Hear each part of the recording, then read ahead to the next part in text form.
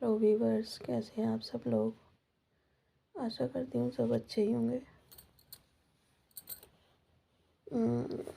पहली वीडियो में हमने यहाँ तक पढ़ा था, अब इसके आगे का पढ़ते हैं। मनु के अनुसार ब्राह्मण, क्षत्रिय और वैश्य द्विज हैं। द्विज का अर्थ होता है जिसका 2 बार जन्म हो। इन 3 वर्णों के लोग जिस समय जन्म लेते हैं वे ज्ञान रहित और शिक्षा विहीन के होने के कारण शूद्र की श्रेणी में आते हैं। तब उनका यज्ञोपवीत संस्कार होता है तथा वे गुरुकुल में जाकर शिक्षा प्राप्त करते हैं। तब उनका दूसरा जन्म होता है। इसी कारण वे द्विज कहलाते हैं। आचारवान ब्राह्मण वेदों में वर्णित संपूर्ण फलों का अधिकारी होता है, तो आचार से भ्रष्ट ब्राह्मण अपने वेद पाठ का फल प्राप्त नहीं कर पाता। इस प्रकार महाराज मनु ने आचार को सर्वोपरि प्रधानता दी है। अतः सर्वाधिक महत्वपूर्ण बात आचार शुद्धि यानी आचरण का शुद्ध और उच्च स्तरीय होना है। जो उच्च आचरण का पालन नहीं करता उसे ब्राह्मण होने और वेद पाठ करने पर भी उसका फल नहीं मिलता। अनेकानेक महात्माओं ने अपने अनुभव से यह जाना है कि आचार से ही धर्म की गति है। आचार रहित होने पर धर्म स्थिर नहीं रह सकता और न चल सकता है।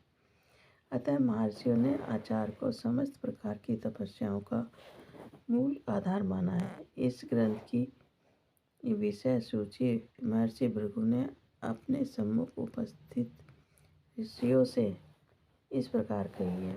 मनुस्मृति के प्रथम अध्याय में संसार की उत्पत्ति का वर्णन है और दूसरे अध्याय में गर्भाधान तथा जातिकर्म आदि संस्कारों का अपने अध्ययन काल में ब्रह्मचारियों का पालन किए जाने वाले व्रतों, अनुष्ठानों और नियमों का तथा विद्या अध्ययन समाप्त हो जाने पर दीक्षित आदि होने की विधियों का वर्णन है।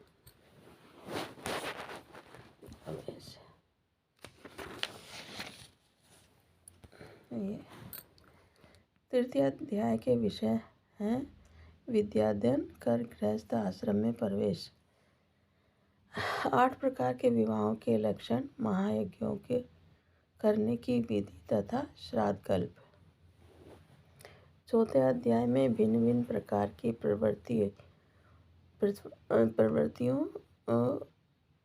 की वृत्तियों जैसे व्यापार, सेवा, उद्योग आदि के लक्षण और जीविकोपार्जन में लगे गृहस्थों के व्रतों का वर्णन है। 5वें अध्याय में भक्षण करने योग्य यानी खाने योग्य और भक्षण न करने योग्य पदार्थों का तन, मन तथा बुद्धि की शुद्धि करने का और स्त्रियों के लिए आचरण योग्य धर्मानुष्ठानों का वर्णन किया गया है। 6ठे अध्याय में वानप्रस्थ धर्म, यति धर्म और संन्यास धर्म का उल्लेख है।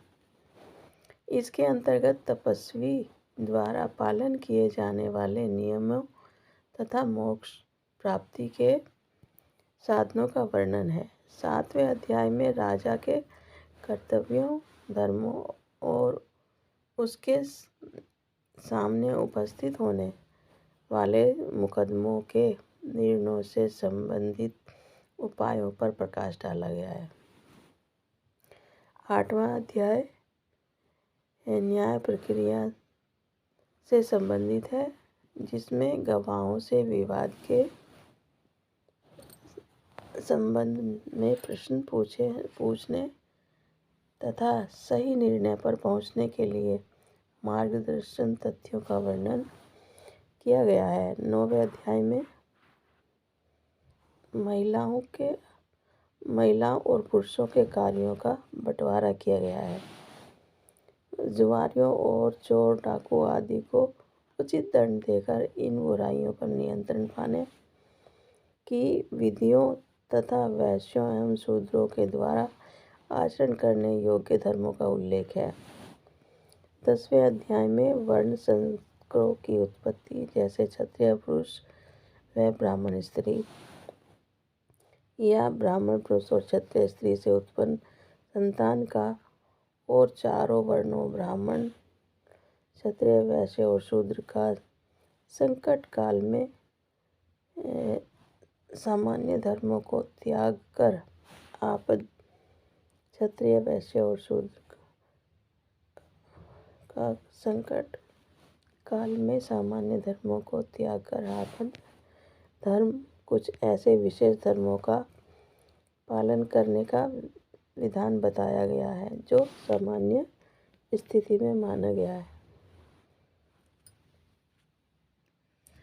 11वें अध्याय में संकट काल में मजबूरीवश किए गए और सामान्य स्थिति में जानबूझकर अथवा अनजाने में किए गए पापों के प्रायश्चितों का वर्णन किया गया है। 12वें अध्याय में मृत्यु के बाद देह प्राप्ति के साधन भूत, उत्तम, मध्यम और अधम कर्मों के अच्छा या बुरा होने की परीक्षा करने की विधि का एवं मोक्ष देने वाले आत्मज्ञान का वर्णन है।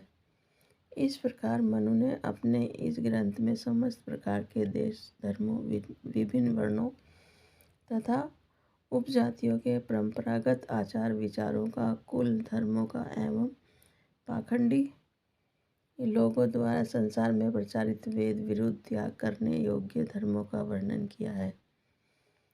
स्पष्ट है कि इस ग्रंथ में सभी प्रकार के आचार विचार करने योग्य और न करने योग्य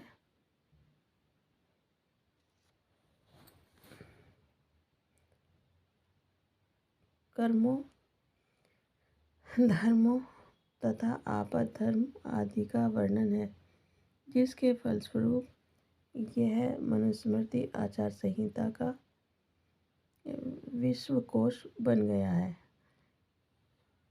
प्रथम अध्याय यहाँ पर समाप्त होता है। धन्यवाद।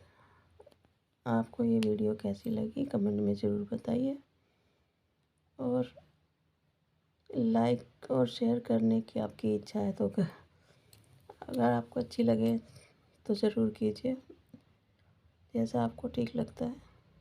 लेकिन मैं तो यही चाहूँगी कि जितना ज़्यादा से ज़्यादा हो आप शेयर करें। धन्यवाद।